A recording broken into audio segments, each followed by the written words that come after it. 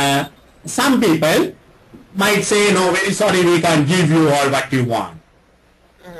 So that kind of a thing is what we call a risk. So upside risk, negative risk, speculative risk, all these are there in a business. So sometimes you might have a short question asking which kind of a risk is this? Is it a negative risk, upside risk, or a speculative risk? Or they might give you certain risk and ask you to classify it under is it a negative, upside, or a speculative risk? Yeah? Yeah. Right. So that's something which we have to learn it all the time. Right. So now we are going to move it from that point onwards and see what is going to be our next stage. Yeah. So let's see what is going to be our next stage. Next stage is there is something called a risk and something called uncertainty. Can you think of what is the difference between risk and uncertainty? Normally you would have heard risk are normally what we say, what is calculatable. You can take a calculated risk, the people say. Something that can be calculated. So let's see what is what's upside risk is. So sorry, not upside risk. I'm looking at the risk. What is a risk? The risk is basically you know the possible outcomes, right? And you know the possible outcomes, so you know the chances that it will occur, and at what time. Only thing what we don't know is the actual outcome. We know sales will succeed, right? We know the sales will go, but we don't know whether the sales will reach 100,000 or whether the sales will be 200,000. Now that is what we call a risk. So there's a probability of it being 100,000, probability of it being 200,000. That is what we call a risk. Now what is uncertainty? What is uncertainty? Uncertainty is we do not know what the possible outcome. We have absolutely no idea whether it is going to be a big sale or a small sale. No idea. How can that happen? What do you think? How can that happen? What is the way it can happen? It can happen when you don't have knowledge and when you don't have information, isn't it? Yes. Yeah? Information. Yes. Imagine you start a business where you don't have absolutely no clue about the business. No knowledge, no information. Then you live in uncertainty. With the full knowledge and full information, we have a risk. The chances, the things may not come the way that we planned it. But if you don't have information, if you don't have knowledge, then it is uncertainty.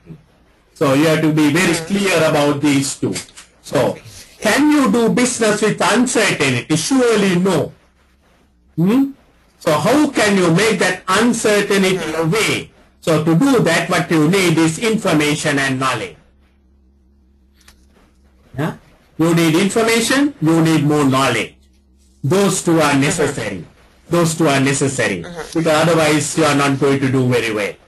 So this is what we basically talk about in risk and uncertainty. So this is another short possible question that we can have it in our paper. Then, why should people take risk? Why do you think people should take risk, Setu? Risk is you are going to do something different, isn't it? Yes. Yes. Why should I? Because now you want to do exam. It's a risk. Why do you want to do that one? Why do you want to do? Why are you?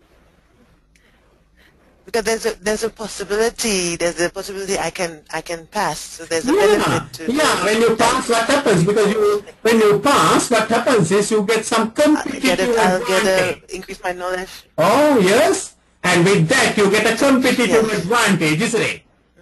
Right? That is why the people take risk. Yes. That is why people take risk. You get a competitive, if you get through the exam, you can just wait without sitting for the exam. But if you get through the exam, surely you are going to have that competitive advantage. That is why. So that is why people introduce new products to the market. Because if they do the same old thing, They are not taking any new risk. They are just doing the old thing, the same old thing, and that strategy we call follow the leader strategy. We don't do anything new. We do what my grandfather did, what my great-grandfather did, and all that. Follow the leader strategy. But if you want to do something different, obviously you have to take the risk and do it, and that is what we call to get a competitive. By getting a competitive advantage, what do we get? We get increased financial returns. Yeah. That is why the people are going for new things. People are introducing new cars, new things. Everything is being done because people want to do something new. And that is to get a competitive advantage and to increase financial return. Yeah. That is why people take risk. In life, we take risk for this purpose only. Otherwise, you will not sit for SEMA. Why should you just waste your time? You don't consider it as a waste of time because you want to get that competitive advantage over your colleagues, over your other people in the office or wherever. Now I want to discuss benefits of taking risk. What are the benefits that we get by taking risk? Yeah? What are the benefits we get by taking risk? So I'm going to put it on a little bit of a grid, a map, a little bit of a matrix for you. You know, whatever the activities what we do, it has a risk. Whatever you do, whether it is business or personal life, whatever we do, the things may not work according to the way we plan it.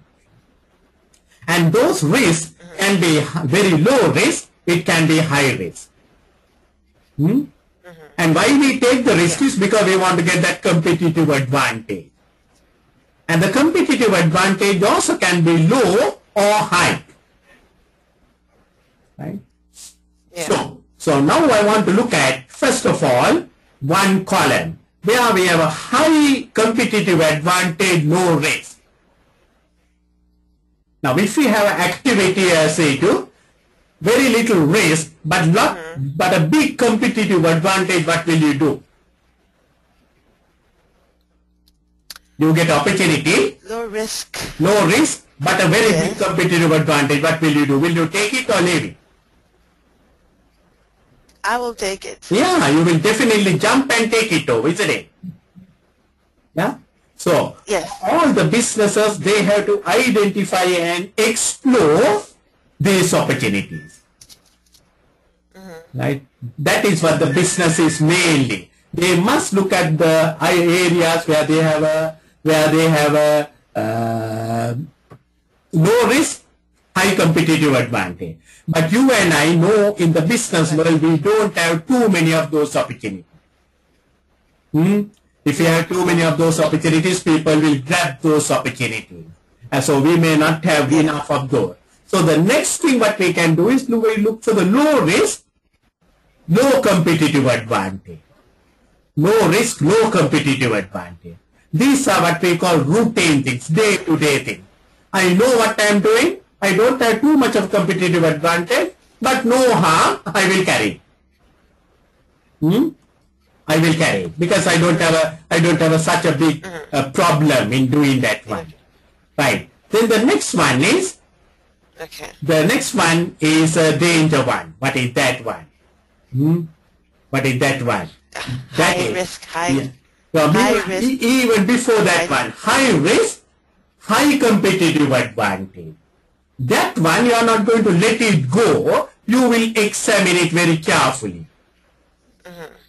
Now this is where your NPV calculations, all those things will come up in the F3 because it's a high risk and you have a high competitive advantage. You don't want to let it go. The next one, surely you will let it go. What is that? High risk, low competitive advantage. Very high risk, low competitive. This is what you will not avoid. Isn't it? So this is what we call a risk map in a way, which will give them, the business organization, the priority. Obviously, the number one priority will be low risk, high competitive advantage activity. Then the second one will be the low risk, low competitive advantage. Third one will be high risk, low competitive advantage. Sorry, high risk, high competitive advantage. The fourth one is the high risk, low competitive advantage, which I don't want to do. So this is how the businesses will really look at in the business world. So that is why whenever we are taking risk, we will see which category the risk is. So another short question probability is this area. You may want to, they might ask you to still in which category the risk will fall in. Is it low or high or whatever it may be. Yeah? Okay. Yeah. So the next one, the types of risk. Now this is a very important one. The categories of risk. You know, we get hundreds and thousands of risks. Now we have to categorize these risks. If we don't categorize the risk, it will be very, very difficult for you to manage every risk. So there are kinds of risks we come across. Number one is the political risk, the legal risk, regulatory risk. What is a political risk? Right? You try to do some business in your own country, and President Obama will put up something, and that will have a negative impact on the business, or maybe a positive impact on the business. You go to another part of the world, there can be political instability. There can be legal risk. Right? When you try to do some business, there can be legal litigation coming up. And some businesses are regulated. So different risks. So this is another short possible question that you will have, different kind of risk. What is a business risk? Whenever we are doing business, we have something called a business risk. Things may not come right for us. The product may not be well accepted by the market.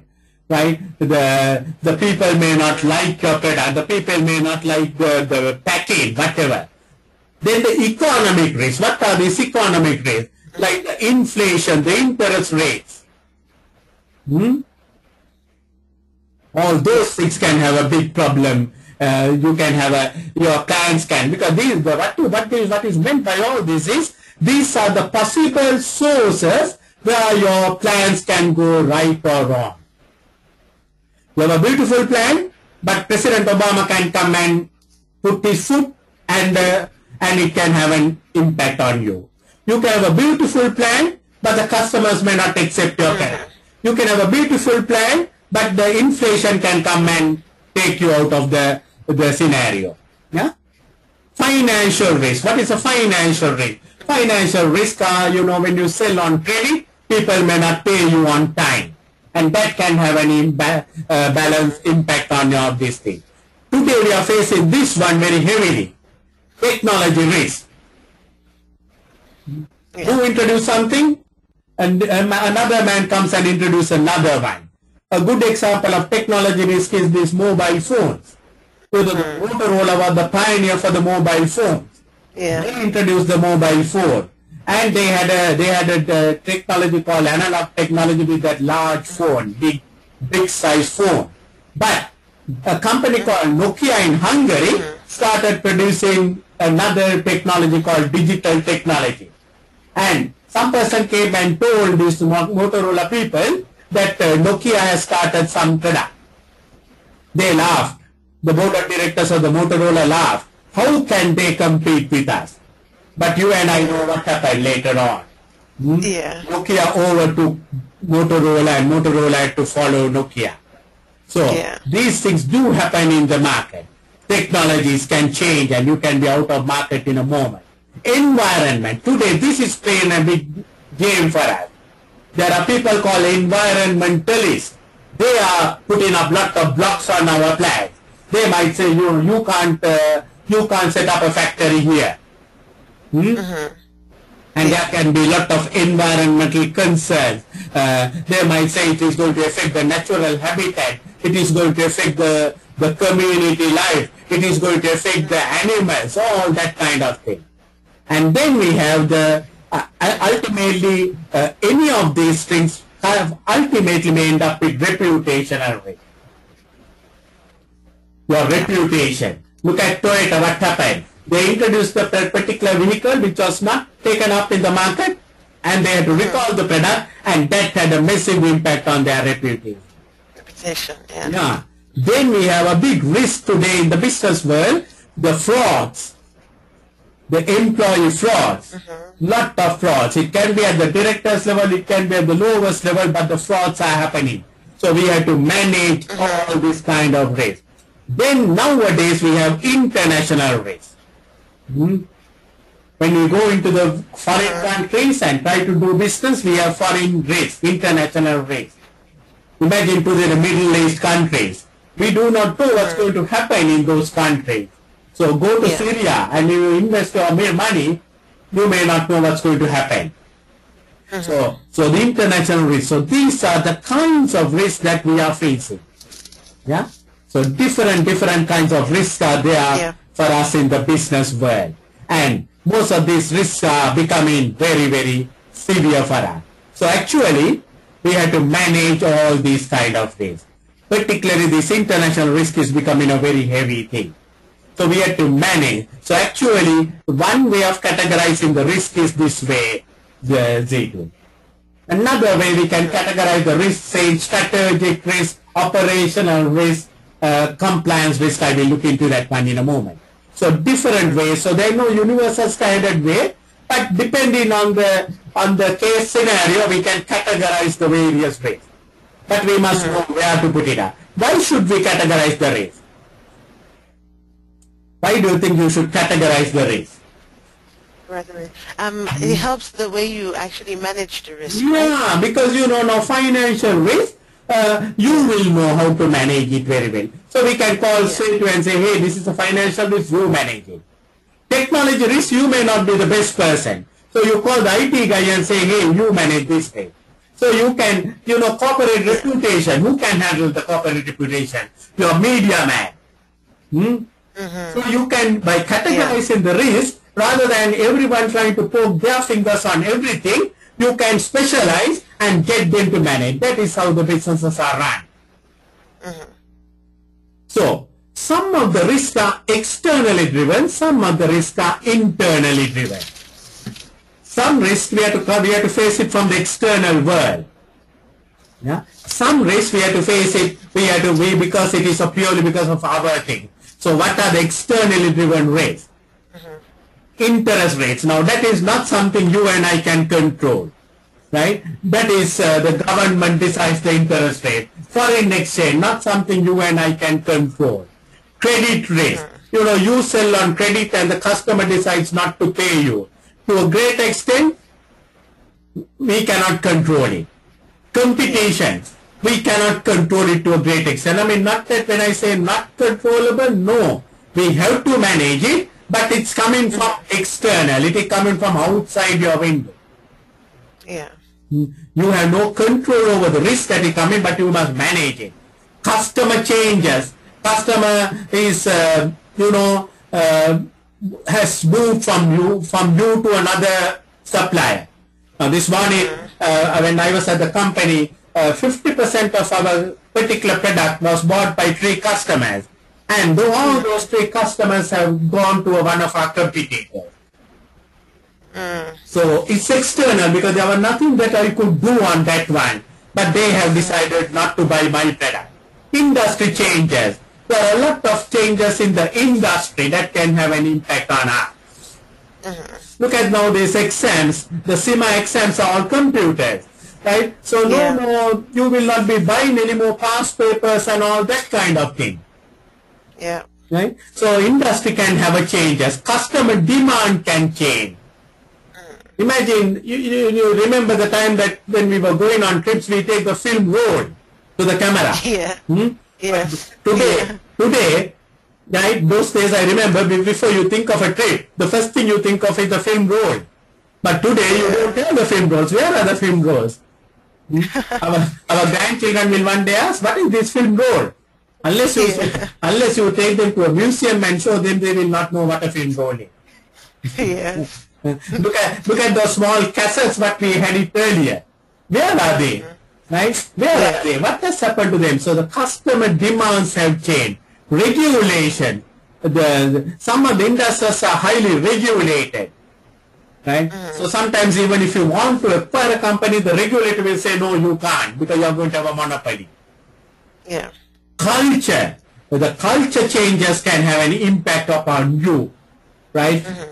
Now in our culture, we see in Sri Lanka, the smoking is becoming very gradually reduced or drastically reducing.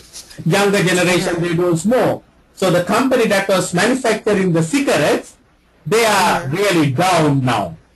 The culture change, the environment, right? There can be tsunamis, there can be floods, there can be many things, and that can have an impact upon your business. So all of these and many more you can think of. I listed few things, but many more you can think of as externally driven risks. Yeah. So they are totally coming from nowhere. It's a nice bird, but not a nice bird. It will bring us lot of risks. Then we have the internally driven risk. Internally driven risk. Internally driven risk are something because, maybe purely because of information is not right, or maybe our liquidity is not right. So liquidity and cash flow, now that is your own problem. You can't blame some other person. My company which I am working, we are crashing. That is because we did not manage our liquidity and cash flow very well. We went for a little bit of overtrading, did some mad things, and we are crashing. Now that you can't blame the external environment. Today my managing director was telling me, this government, I said don't blame the government. This is, we mismanaged it and we have got into this position. Poor accounting controls, because if you don't have good accounting controls, you will have risk. Right? If you don't get right information, you will have risk. If you recruit the wrong people, you have a risk. If you don't manage your supply chain, if you don't manage your suppliers very well, you will have the risk. If you don't invest money on research and development, you will be out of business. If you don't treat your employees, that is not good. If you don't innovate new products, improve your products, that's a risk. And your properties, if you don't manage your properties, maintain your properties, that's a risk. So these are internally driven. So another question, the examiner can give you certain risk and ask whether it is internally driven or externally driven. Yeah. So poor customer service, that is something internally. Imagine an airline having a bad customer service. People will not come. It will be like this fellow frowning all the time. Yeah. So sometimes when you go, some people, last week I went to buy a small car. That girl who was there at the showroom, she probably was in a bad mood. Maybe she would have had a problem with her husband or whatever. And she was shouting to the customers. So I being an elder citizen, I called her and said, hey daughter, keep your anger to your home. Don't shout in front of the customers because it's not good for the company reputation. Yeah. But that employee can have a negative impact on the entire company. So she was very apologetic and she said, I accept it and all that. I said, not for me, but for the other people. Try to be kind, try to be polite. Even if the customer is wrong, you must treat the customer like a king. Because the market is competitive. So these are internally driven risks. So we have to manage all these things. So you can now itself, your syllabus is covered up, I would say. If you know how to manage those externally driven risks and internally driven risks, I think the exam is over for you. Yeah, right. So now I want to define risk management. Okay. Yeah, I want to define risk management for you. So there's a similar definition, but I'm going to put it into small pieces. So actually risk management is like this. You're walking on a tight rope. You have to balance it. If you don't take risk, you don't get the competitive advantage. But if you don't manage the risk, you might fall it out. So you're walking all the time. The businesses are walking on those tight ropes. So you have to manage it. So this is what I'm going to, the similar definition, I'm going to put it up to you in small doses for you. So it's a process. It's a process. Process means it's a continuous thing. Risk management is not something which you can do today and say, yeah, manage all my risk. It's a process of understanding. It's a process of understanding your risk on a day-to-day basis and managing those risks. The risk that you are facing today may not be the risk you are going to face tomorrow. And the risk that you faced yesterday may not be the risk that what you are going to face today. So it's a continuous process of understanding every day, every year, what are the risks we are going to face. And the risk management for your organization is what are the risks that is affecting you. Don't worry about what is happening in China if you are not going to do business with China. Risk management is confined to you. So you must see what are the risks that is going to affect you ultimately in trying to achieve your corporate objective. So remember we discussed in our introduction the corporate objective. So you have a corporate objectives. Maybe a corporate objective is to have to do $10 million sales for 2015. Now you must try to identify what are the risks that is there, what can upset my $10 million plan. Maybe the competitor will launch a product that can have an impact. Maybe my customers are not interested anymore in my product, that can have an impact. Maybe the government is putting certain restrictions and that because of that I will not be able to sell 10 million. So it's a process of understanding all the time.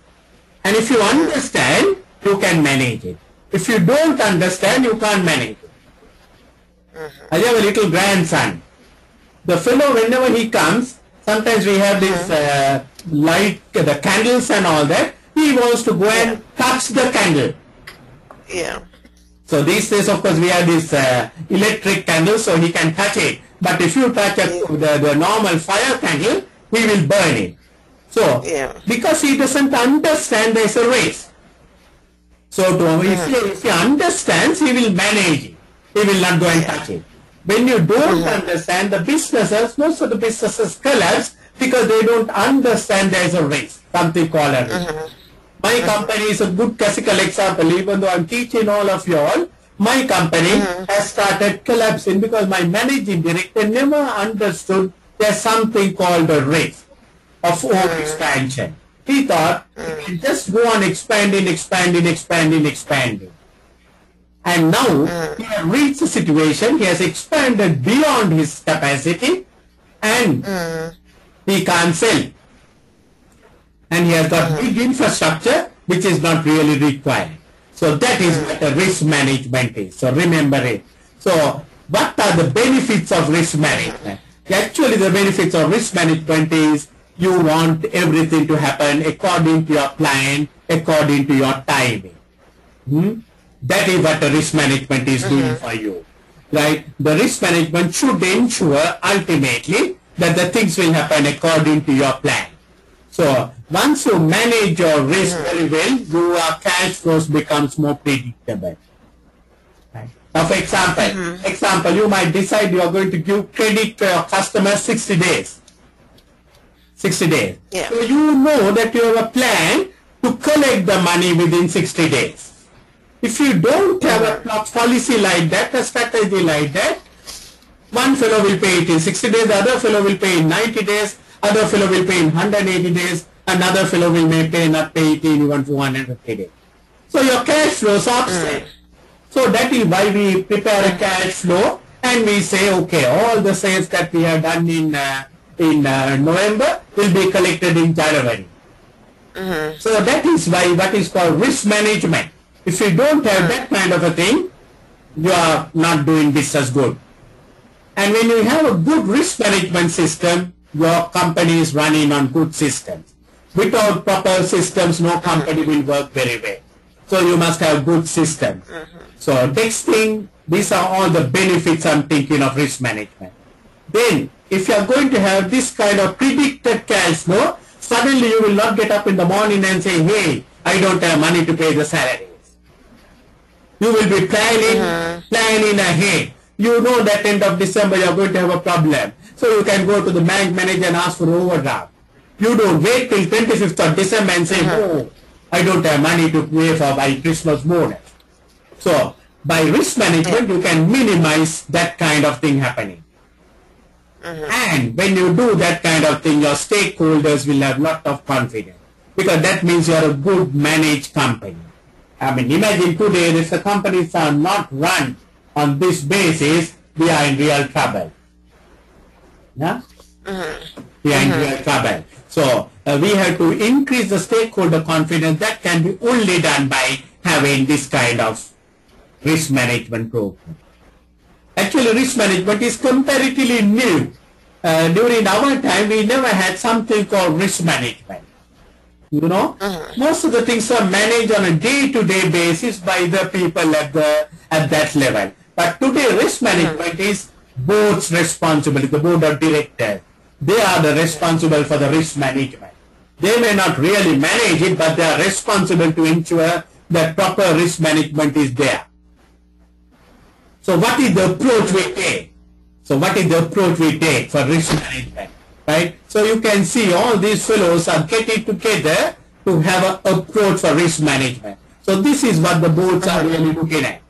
Right? They have to put it on their board and say how are they going to manage, what is the approach they take. So they must be not only focusing on the negative risk. For many years, the companies have been thinking very negatively about all the bad things that can happen. And they will even try to avoid doing. But today, we have to move away from that scenario, and what you must try and do is you must limit uncertainty. How do you limit uncertainty? Information, knowledge. And knowledge. And knowledge. Get as much as possible information. That is why we employ professionally qualified people, knowledgeable people. Right? We want to get more knowledge into our organization. We don't want to work with half-qualified people or half-baked people, I would say. So, seek to limit uncertainty. And you must even manage the speculative risk. You remember I told you the two-way risk. Two-way risk. The speculative risk. So, you must manage that one to get the maximum positive outcome. You must manage it. You must launch the product with lot of promotion and advertisements so that you are ensuring that your product will be really taken up in the market. That is why there is so much of advertisements and all that. And when you do that, what is going to happen is you are going to increase the shareholder value because the share price is going to go up. And risk management is very much dependent on two things. The management perception. You know, there are two kinds of people in the world, risk takers and risk seekers. Now, accountants, where do you think where they are? Yes? You also becoming a budding accountant. Yes. Where are you? Yes? In terms of risk taking. You are a risk taker. I think average. Yeah, good. Yeah, that is your good accountant, I would say. But most of the accountants are generally very conservative. You know, they calculate everything. People who don't know too much of accounting, they will take a risk and do certain things. Yeah. But you and I, because we know too many things, we will calculate many things. Yeah. Even before you buy a car, you will think of this car, that car, other car, all that. Even if you go to the market, subconsciously, you will be doing some conversions, calculations, etc. That is our accountant's mind. We are trained in that way with the calculator, isn't it? Yes. Right? But so generally the accountants are very conservative people, but you get exceptional people. But generally the accountants are very conservative.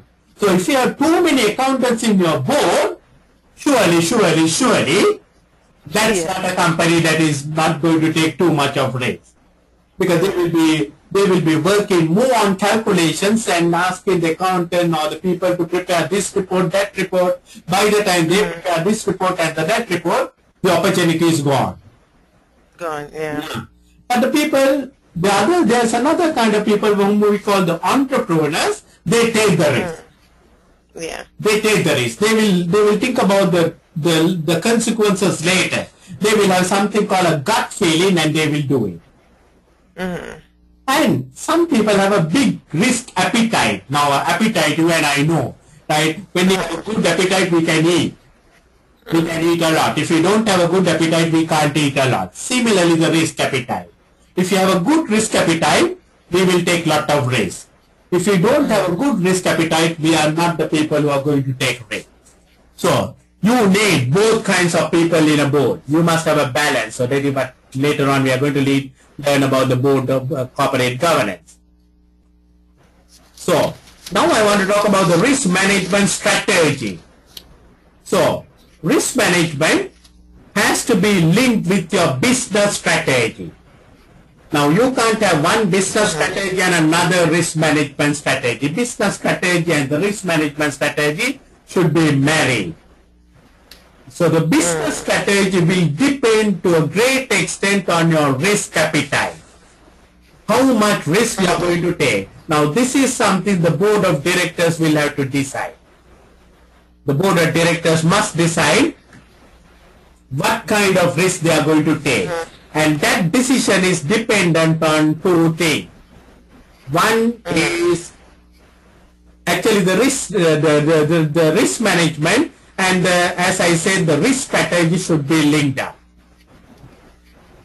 Whatever, if you are going to have a dynamic business, you want to go at 100 miles per hour, your risk strategy also should be aligned.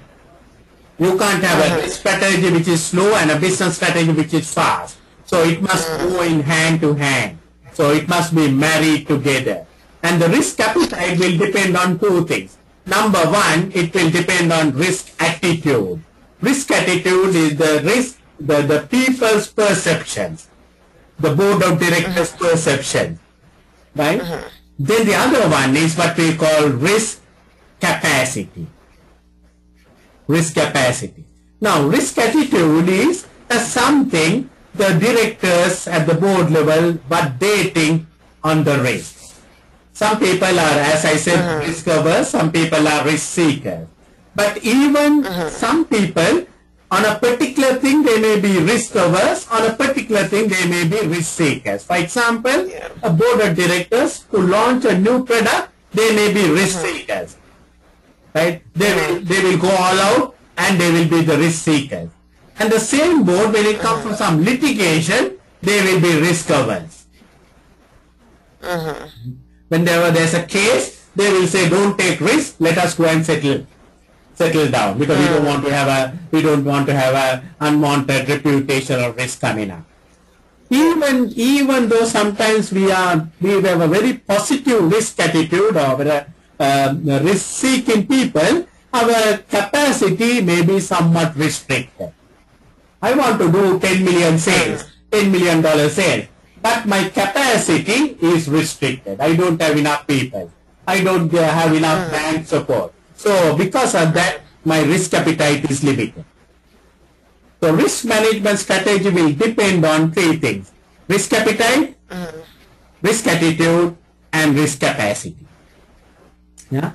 And finally, there is something, after doing all that, but we have something called a residual risk. After doing all that, we have something called residual risk, which we have to live with it. We can manage all the risk, but not all the risk can be managed. There are certain risks which we have to live with. So that's what we basically, our risk strategy in a business. So that is what we call a residual risk. Right. So I want to talk about the risk attitude. So there are 4 types of people. Here you can see 4 types of people here. There are 4 types of people we find in the business world who have different perception of the risk. So this is another possible short question you can have it. 4 viewpoints on risk attitude. There are some people whom we call fatalists. And because they are the people who think, useless managing risk because, we have no control over anything. Over our life we don't have a control. So why should we worry time about managing the risk? Let it come as it is, we will face it. So that's one category of people, right? Have you come across this kind of people in your real life? Yeah? You may not really. Yeah, because some people think, you know, what's the big idea of doing all this? When whatever it is, whether you eat or drink, you're going to die. You might as well eat and drink and die.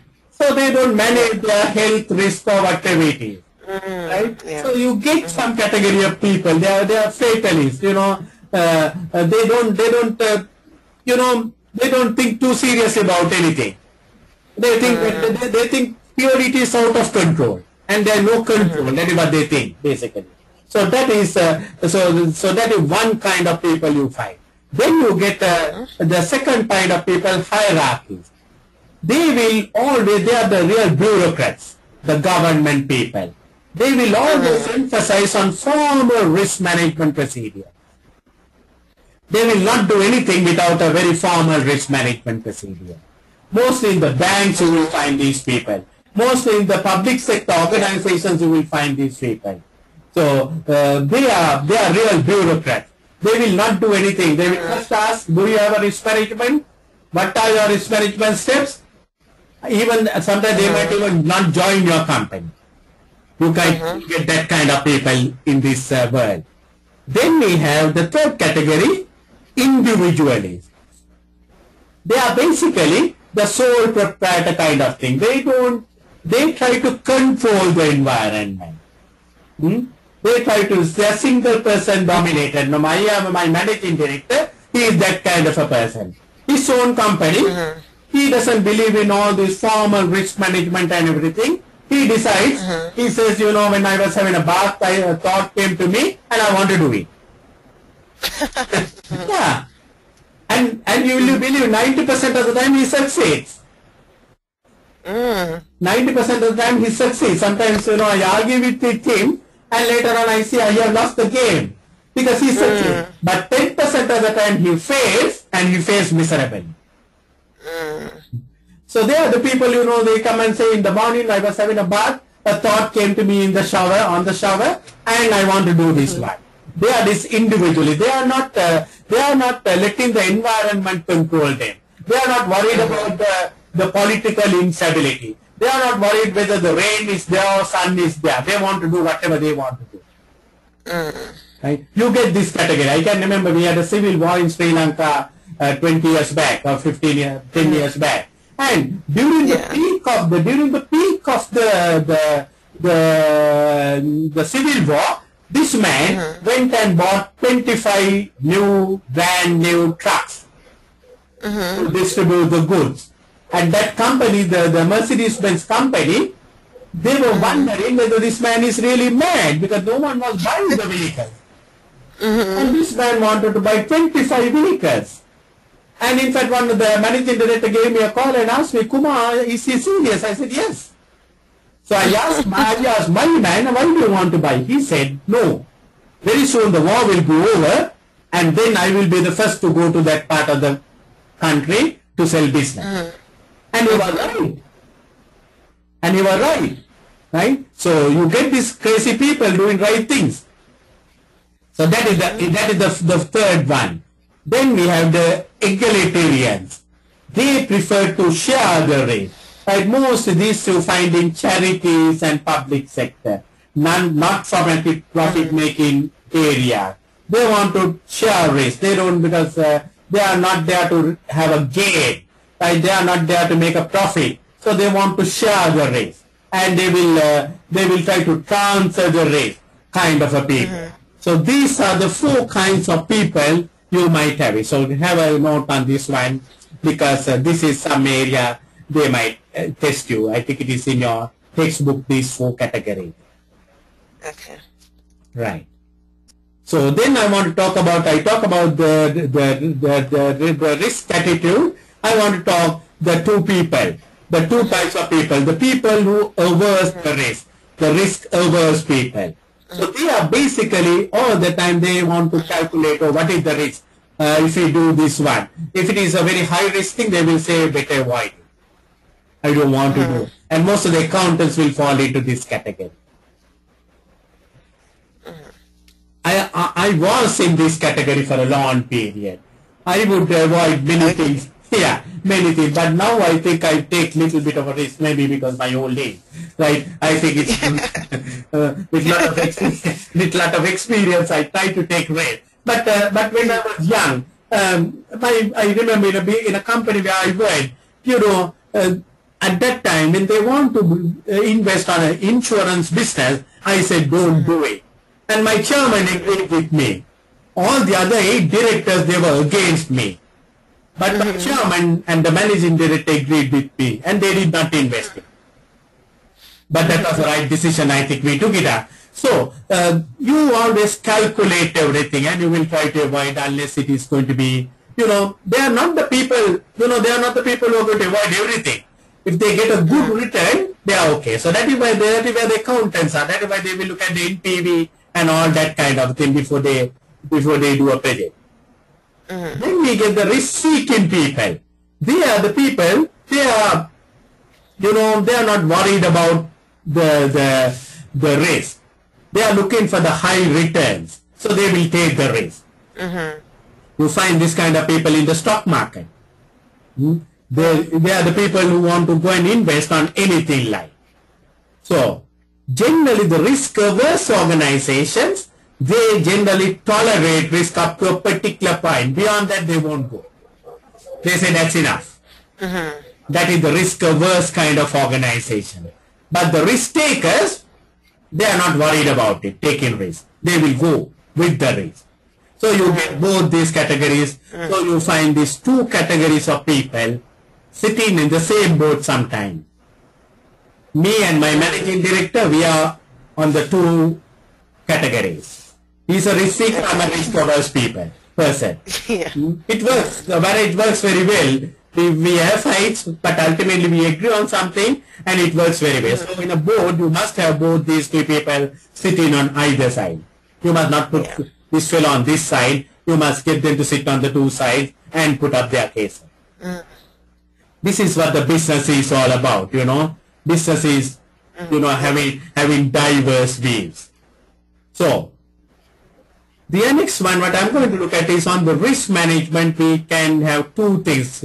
One that we call conformance, the other one what we call performance. So, what is conformance, what is performance? So, the 2 aspects are linked to the risk aversion and risk seeking, right? So, what is conformance? What is conformance? Conformance is you are thinking of the downside risk, and you try to highlight on compliance all the time. You basically think bad things are going to happen for you, and you want to ensure that the bad things won't happen to you by following on compliances. Right? You don't want to violate any laws, regulations, because all the time you think that bad things will happen for you. And that is one way of managing risk management, conformance. The next one is you think you perform. You want to take advantage of opportunities to increase overall return. You believe good things just don't happen. For good things to happen, you have to perform. So both these are part of your risk management. Look at this man. I think he is loading up himself very well. And he is thinking, my God, all the downside risk. He is clearly pulled up to the neck with the books. But look at the other category of performers. They are the people who will take advantage. They think nothing will happen just by waiting. You have to do something, you have to perform. So the risk management is concerned with both conformance and performance.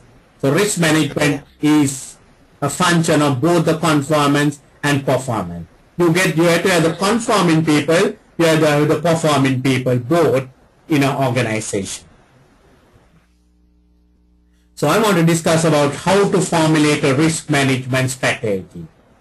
So it's something where you have to have the risk management strategy. So your risk management strategy should be always consistent with your risk appetite. Remember, risk appetite is made up of 2 things. risk attitude, and risk capacity. Yeah? Yeah. Risk capacity. So your risk management strategy should be in line with your risk appetite. So that is number one when you're formulating your risk management strategy. And your risk management strategy should be capable to review your internal control systems at least annually. Because ultimately, it's your control system that will manage your risk. So you must have a good risk management system which will at least ensure that your internal control systems are reviewed at least annually or more frequently. The control system. Because if you don't review your control systems will be out and your flight will land on no man's land. So that is why your control systems are very important for risk management. And your risk management should be good enough to ensure that not only that your control system, that they are properly implemented. Any control system must be properly implemented. You can tell to do something to your subordinate, but if they don't do, you are still facing risk. So in Sri Lanka we had a company, they put up a new building, a 7-story building costing millions of dollars, and the board of directors wanted whoever the premises manager to take an insurance cover. But it was told to that man to take the insurance cover, but he did not take it, or he delayed it. And unfortunately, during that 2 days, a fire took place and the entire building went on ashes. Oh dear. Yeah? So that is, even though they had the good control system, it was not properly implemented. Implementation is very important. And not only your risk management system should ensure that the control systems are implemented, they must be properly monitored. Monitored to see whether it is working. Because the control system that you are going to enforce today may not be good enough for tomorrow. Because the environment is changing. The situations are changing. So you must know whether everything is okay. So what are the key features of a risk management strategy? Any organization must have a statement about attitude to risk. Because if you join an organization, you must know what is the board of directors' view about the risk. Are they going to take risk or are they not going to take risk? Now, if you are a risk taker, and if you go and join a company which is not taking any risk, you will be a misfit. So, you must, before you join a company, you must ask their statement and find out what kind of risk takers are there, what are their attitude towards risk, and what is their risk appetite. Now, that is also decided by the board of directors. Risk appetite. What is their risk capacity? What is their risk attitude? So then, what are the objectives of risk management strategy? What are the objectives? What should be the objective of risk management strategy? Objective should be to minimize the risk, minimize the negative risk, to maximize the positive risk. Then, the risk management strategy should be in the culture of the organization. From the top to bottom, and this is what we call the control environment. It should come from the top. Everyone must be focused on risk management. The people's behavior should be directed towards risk management. Even at the factory level, the lowest man should know that quality is very important. So they will ensure that the qualities are properly managed. Then the management responsibility. No management can escape their responsibility towards risk management. Those days, the risk management was some subject that was done at the lower level. But today, the risk management is done at the board of directors level. So, the board of directors must take responsibility for the risk management. Then only the others will do it. Then you must have a way of measuring the effectiveness of risk management. Now, how do you do that one? You have to have some key performance indicators, isn't it? Now, for example, your risk management strategy may be to ensure that the customer complaints are minimal. So you have to have a KPI, you know, for every 1,000 customers that you serve, you should not have more than 10 customers complaining, something like that. So those are the features of a risk management strategy. So actually, if you don't have these features, it's not a good risk management strategy. So I want you to note down these things as you do your refreshing later on. So there are two risk management methods or processes. Number one is the SIMA risk management cycle. So risk management, even though it is the responsibility of the board of directors, it is generally assigned to a risk management group. Now, who should be in the risk management group? Who should be the people who are in the risk management group? So normally, you can have a non-executive director in the risk management group, heading the company, heading the risk management group. Ultimately, whatever the risk, whoever who does, it is ultimately going to have an effect on your finance. So because of that, the finance director or some person should be in the risk management group. Almost all businesses, the first thing that they have to look at is sales. So the sales people should be, sales director should be in the committee. And there may be some other operational people, maybe some IT people. So generally these are the people who should be in the risk management group. What about the internal auditor? Yeah. What do you think about the internal auditor? Whether he should be in the committee or not? I think it should be in, he should be in the committee because he controls. Yeah, because he's the man who is going to review all the system. So it's a good thing because the risk management group is also doing the same thing. It's a good thing to have him in the committee. But there's another school of thought thinking he must be kept out of the risk management committee so that he can even review the risk management committee. Ah, right, okay. Right? Yes. So both the school thoughts, both the thoughts are all right. So both the thoughts are all right. So because some will feel it's a duplication, some feel no, keep the fellow out so that he will even review the risk management group. So good thinking.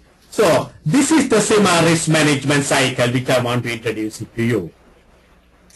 So risk management group, first thing they have to do is they must identify the risk areas. They must identify all risk areas.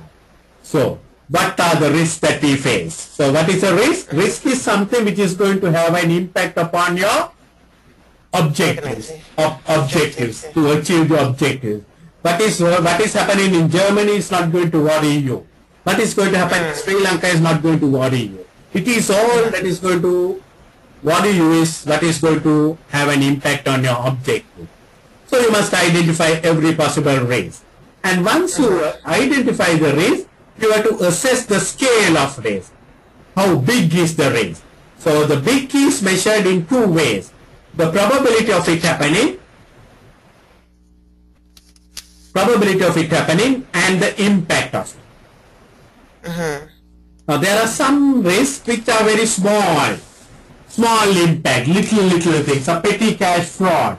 It can happen many times, but the impact may be very little. But on the other hand, a natural disaster like a tsunami, the probability may be very rare, but impact could be very high. So you have to identify the scale of the risk, because you can't be addressing every risk. So you must be thinking of the big risk, because this is what we call risk-based management. Higher the risk, our management focus should be more on those areas. That is why we tell the internal auditors and all the people, don't try to spend too much of time on petty cash audits. Because the impact is very little. How much maximum can a person fraud? But the big areas, so risk-based audits, risk-based management is the style. So first you must identify the risk, then the next thing is you must scale the risk. Then having scaled the risk, you must develop a risk response strategy, right? Risk response strategy. So there are 4 risk responses we can do it. One is we can transfer the risk. That is what we do with insurance covers. When you put up a building, you take insurance. When you buy a car, you take insurance. What do? You transfer that risk of a cost of accident to the insurance company. So that is one risk response strategy. For certain risk, we will say yes, we will accept it, but we will transfer it or we will share it. That's right. Share it. Then some risk we want to avoid it. Too much of a risk, earlier we learned it. High risk, little competitive advantage, I will avoid it. Yeah. Then certain risks, I will take it, but I want to reduce it. I can't make risk zero. I can't make risk zero, but I can reduce it. So this is where we have our internal controls coming up. Before we go to sleep, we close all the doors and windows because we want to reduce the risk of some burglars coming into our home in the night. Even with that, the burglars can come, but we try to reduce the risk. We put a password on our computers because we don't want others to have access to our information. So we reduce the risk. So that is by the internal control. Then the other one is some risk we can't transfer, we can't avoid, we can't reduce. We have to live with it. We accept it. We accept it. Certain risk we have to live with it. Right? So when we are crossing a road, for example, we have to cross the road. We know there's a risk, but we crossed it. If we don't cross the road, we can't go to the other side. Right? When we fly, we know there's a risk. Something can happen, but we take the risk and we fly. Isn't it? So these are the 4 risk response strategies. So having scaled the risk, then having decided on the risk response strategy, next thing is you must implement the strategy. Implement it. Whatever the strategy. If you decide to transfer the risk, see that the insurance policy is taken. If you decide to avoid the risk, tell, we are not going to sell that to that, give credit to that customer. You want to avoid that fellow. Allocate the responsibility. Assign. Implement it. If you don't implement it, what will happen? You have decided, but you are not passed down to the lower level. So, risk is still there. Then, once you implement it, you must monitor. See whether the risk has been properly, whatever your implementation has been, carried out. And once it is carried out, you must see whether it is ultimately serving your objective. All these are done for the objective. If it is not happening, you have to review and refine the process again. So it's a cycle. This is what we call the risk management is a process. So it has to link up all the time. And this is what the SIMA risk management cycle is all about. So it must be tied up with your business strategy. Right? So as I said, the risk management should be always tied up with your business strategy. Now to do all this is what do you require? You require information. To identify the risk, you need information. To assess the risk, you need information. To develop the risk response strategy, you need information. To implement, you need information. To monitor, you need information. To review and refine, you need information. And the risk management group also need information. So you can see how important the information in managing the risk. Without information, you will be in darkness. So this is the SIMA risk management cycle. I put it up here in a very, very simple format. These are the 1, 2, 3, 4, 5, 6 processes. Right? Then we have another risk management model which we are going to discuss just now, which is called the COSO risk management tool. COSO, the Committee of Organization of Sponsoring their risk management model. So we are going to just look at that model also quickly. Right?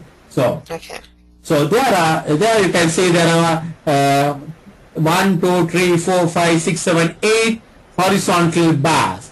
So these are These are what we basically call the event identification. Event identification. So these are the event identification. So there are 8 event identifications we are going to look at just now. Right? So components, they are the components, event identification. So the first one is internal environment. So when you are managing the risk, you must see the internal environment. What are your strengths? What are your weaknesses? All that. Look at the internal environment, right? So you may want to do a big business, but you may not have good salespeople. You may want to do a good product, but you don't have enough machinery.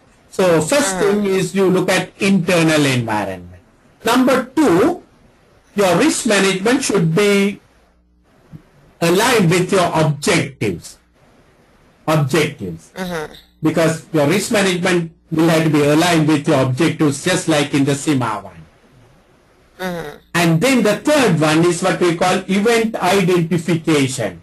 What are the risks that we face? The kind of risk. Identification of risk. In the SIMA, we said identification of risk. Here we call event identification.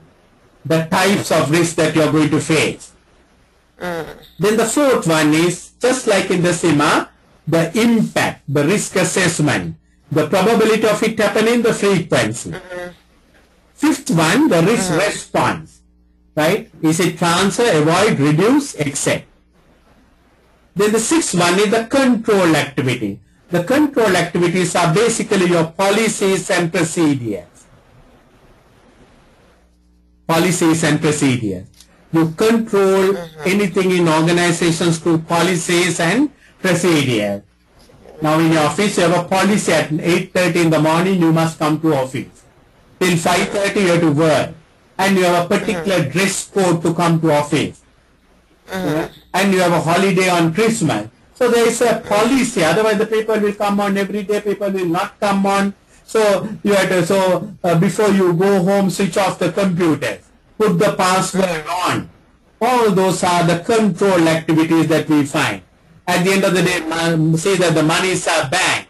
Before you recruit a person, have a scheme of recruitment. All those are control activities. Then, to have a risk management, you need information and communication. Your risk response strategy must be communicated, and also you need information. And finally, monitoring. And these 8 activities, these are what we call 8 components.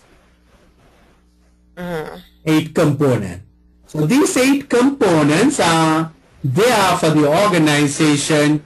So another way to categorize the risk is to categorize the risk as strategic risk, operational risk, reporting risk, and compliance risk. Remember earlier we categorized the risk political, legal, financial, like that. And another way to categorize the risk is strategy. Strategic risk is all risk to do with strategic decision. You decide to launch a new product, which is a strategic decision, and there's a risk. And that's what we call a strategy. You decide to acquire a new company. There's a risk. That's a strategic risk. Then we have operational risk on day-to-day basis.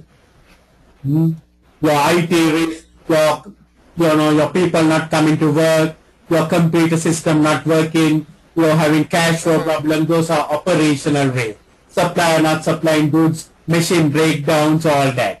Then we have certain risk on reporting. You do reports and send it, and those reports are not accurate. Financial statements are not right. False financial statements, misleading. That's a risk. Then we have compliance risk. There are certain regulatory things which you have to comply. If you don't comply with those things, we have compliance risk. You have to pay taxes on the right day. You have to send the returns on the right day. You have to pay your national security levy. So these are the types of risks.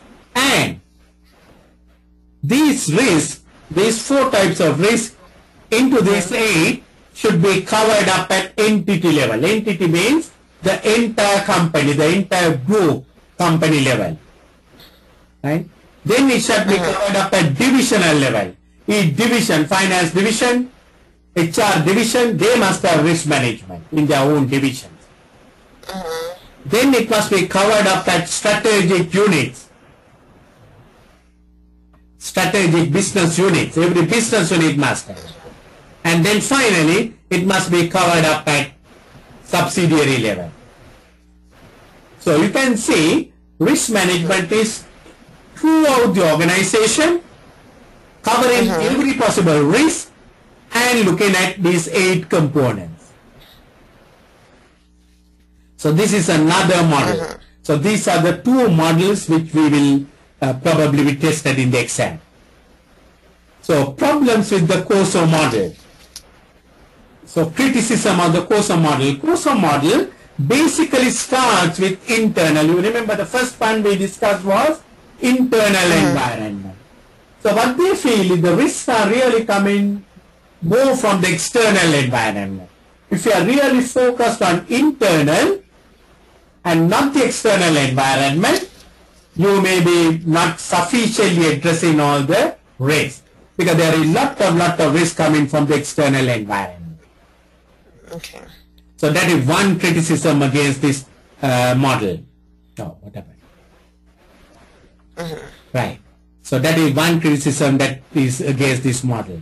So control of then most of the model is basically looking on a day-to-day basis on sudden changes. You are looking for event identification on a day-to-day basis, right? So basically, what they say is it's not very good, because there can be lot of changes happening over a period of time. You know, if you really look at some of these employees, their behavior, if you really see it, it has been changing over a period of time. You know, they were doing very well and suddenly they are now not doing very well. So it's a sudden, it's not a sudden change. But this COSO model is very much focused on sudden changes. So you might miss some of the slow changes which can have a big impact upon you. And generally, most of these things you can see it's a single outcome risk. You are looking at a single event all the time. There can be many things affecting you, multi things happening. And surely in that model you would have seen it does not have any place for the stakeholder. Right? Outsiders. Because outsiders can have a big impact on your risk. If the shareholders are not happy with you, they will go and sell the shares and the share prices will come down. If the employees are not happy with you, they will leave the company. The good employees will leave the company. If the suppliers are not happy with you, they will not supply you the goods. The customers are not happy with you, they may not buy the goods from you. So this model is not focusing too much on those areas. So now I want to look at how the risk and identification. So one thing is, if you don't know that there is something called a risk, you can't manage the risk. First of all, you must admit there is something called a risk. So these fellows who are here, they have to look up and see what are the risks. And some of the risks are very familiar to us. You know, we know the competitor is going to attack us. But some of the risks are very unfamiliar. So in our country, just at the moment, we are just facing the presidential elections, and you know, the incumbent president is contesting the election, and his rival is number 2. And the day before, so they have had dinner together, and the president did not know this man is going to contest him. So unfamiliar risk, and suddenly he announced, tomorrow morning I'm going to contest you. So it's an unfamiliar thing. So that's not very good. Yeah. So so we have to in business we must know what are the familiar risks. Also we must think of the unfamiliar risks. And as I said, risk management, risk identification is a continuous process. How do you identify the risk? How do I identify the risk? You can do it by physical inspection. By walking across the factory, you will know some other risk. By meeting people, by inquiry, you can check the risk. By having checking, by checking the quality, you can see whether the risk is there. Brainstorming, checklist. That is why we have checklist. We can see whether everything is done before the pilot takes the flight up. He will have a checklist to say that everything is checked. Otherwise, he won't take the flight up. Right? Benchmarking. You can benchmark against the best company and see how well you are doing it. And also PEST and the SWOT, which is very traditional, and the new one, the PESTEL. PESTEL. So all these are risk identification tools. We can't work without these tools, and this is something which you come across in E3, and you will need it very much. So risk response strategy. I want you to look at this girl, this beautiful girl. I put it up, and I have already discussed this one. The risk response strategies: transfer, avoid, reduce, and accept. And this girl's name is Tara. Tara. So T-A-R-A. Transfer, avoid, reduce, accept. So remember this one all the time. Okay. So basically, these are the risk response strategies, the 4 strategies that we have in our business world. Finally, I want to discuss something called risk mapping. That is, you group the risk. You try to group the risk. So, you know, as I said, any risk can have a high impact or a low impact on you. Now, a thing like a tsunami can have a high impact. Sri Lanka, we had a tsunami in 2004, which was a high impact. There are certain things which happens on a day-to-day basis, which has a low impact on us. Then there's a probability of it happening, a low probability or a high probability. So the risk can be high risk, low risk. The probability of it happening or the frequency of it happening can be low probability or it can be high probability. So these are the 2 types of risk, the 2 types. So what is our, how are we going to group these risks? So this is where that Tara comes very useful. So the first one, if it is a high impact, low probability, you want to transfer those kind of risks. High impact. That is why we take a vehicle insurance. That is why we take a life insurance. The probability of something happening is less, but if it happens, it can be a big impact, and therefore I want to transfer it. That is why we take medical insurance. The probability of a sickness coming up may be less, but when it comes, it's a big impact. So Sri Lanka, we don't have too much of these medical insurance covers like in USA and UK and all the other countries. So my daughter, 6 months back, suddenly both the kidneys started failing, or rather failed, and suddenly a high impact. We never thought of that thing happening to her, and because I did not have a way of transferring that risk, so I had to bear that risk and to go with on looking after her very carefully. Now, so that is one thing we will do. High probability, high impact. There's a good probability it happening, and if it happens, bad for you. You want to avoid that. You don't want to. You don't want to be much living on that kind of a thing. Then we have the next one. Low impact, high probability. Like the frauds happening. Maybe very low impact but high probability. Those are the areas with internal controls and reduce it. So this is where we put our internal controls and reduce the risk. This is the area we probably will have insurance. This is the area where we will have no action. Right? Avoid. Avoid. We don't want to do anything with it. Then the other next one is, but we have low probability and low impact. Harmless. you just accept it. No action here. You don't take any action. You accept it. Here you avoid it. You avoid it. So this is how finally we manage the risk. So basically I have covered up the area of risk management, the first lesson with you in detail just now. Right? Yeah. So what you have to do is go to my notes. So sorry, there's another one slide, another new one that Sima has put up. So I thought I'll cover up this one also. This is risk mapping. On the vertical you have the impact, on the horizontal you have the probability. Right? The impact and the probability. So like on the earlier one. So you can see you can have low impact, low probability, that is what we call no risk area. No risk. I mean, no risk area. I don't think it is right to call no risk. Probably it will be low risk, right? Because very unlikely we are going to have a zero risk situation. You are not going to have a zero risk situation. Always we have risk, but it's very much of a low risk. So that is in that part of the graph.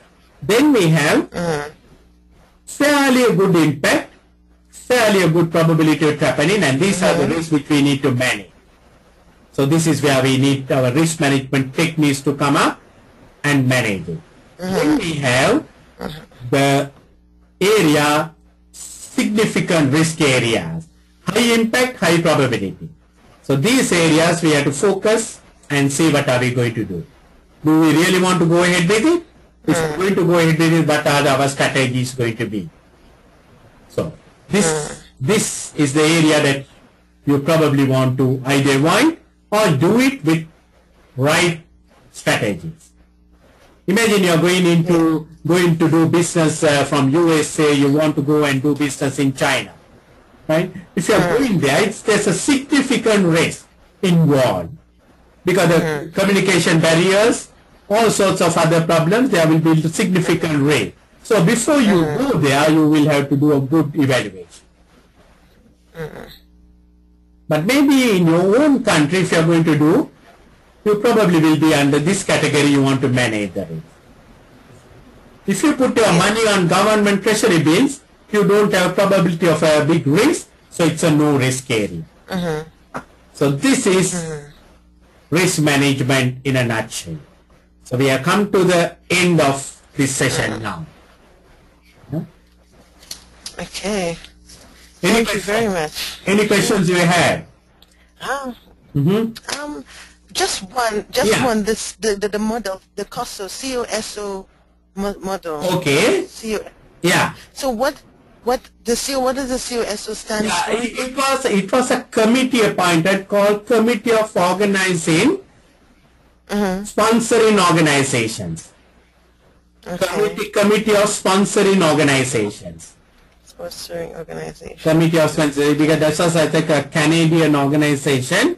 So this was the short form is COSO, and sometimes that is called Enterprise Risk Management. Okay. ERM. Okay. Enterprise Risk Management. Risk management. Okay. So the two models are the CIMA model and the Enterprise Risk Management. So the COSO model, you can see it in your textbook on page 30. Go to that one. And now what we are going to do is we are going to read my notes, your notes, everything. And we have laid the foundation. So because the next subject will be good governance, corporate governance. Probably we will look at few questions and we will move into the corporate governance. Okay. Right. So, any other areas? Was it clear for you? Yeah, it was clear, definitely. Right, good. Yeah, definitely. So, yes, it was clear. Thank you very much. Yeah, so now I will see how it is going to get recorded, and if it gets recorded, get for us. Okay. Yeah. Great. So, yeah, right. So, yeah, give me a second. I want to see what we can do now. Yeah. Yeah. Yes, discard it. Yeah. So, you know, we were our next lesson was planned for F3, Did we plan it for next Yeah. week? Yeah. Yeah, we said it was going to be on Wednesday. Yeah. Can we shift Wednesday, because Wednesday is the Christmas Eve here? Okay. Yeah. Can we make it on Friday? Friday same time. Friday at 10 o'clock. Okay. Is it possible for you? Friday at 10 o'clock. Yeah. Today we met at 10 o'clock in the morning, no? Yes. I'm not sure if I'm not sure about Friday morning. I've got something else. Like it's Boxing Day here. Oh, right. I've got Okay. something else planned. Yeah. How about Saturday? Saturday, I could do Saturday morning. Yeah, that could work. Saturday morning, shall we put it? Yes. Okay. Yes, we can do So that. after that we can do it, because this Christmas Day there is some church program happening.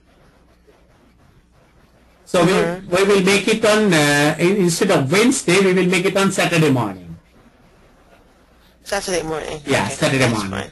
Yeah, so Friday. So we will meet for FT. I will send you what I'm going to do on Saturday, and we will do it on Saturday morning. Okay, so that'll be F3. Okay. Yeah, that will be FT. Yes. That's at 10. Okay. And you said were you gonna send me we're gonna do some questions. Yeah, that's right. Yeah, we are going to look at some questions also. Yes. Okay. Correct. Great. Okay. Yeah. Right. Okay. Thanks a lot.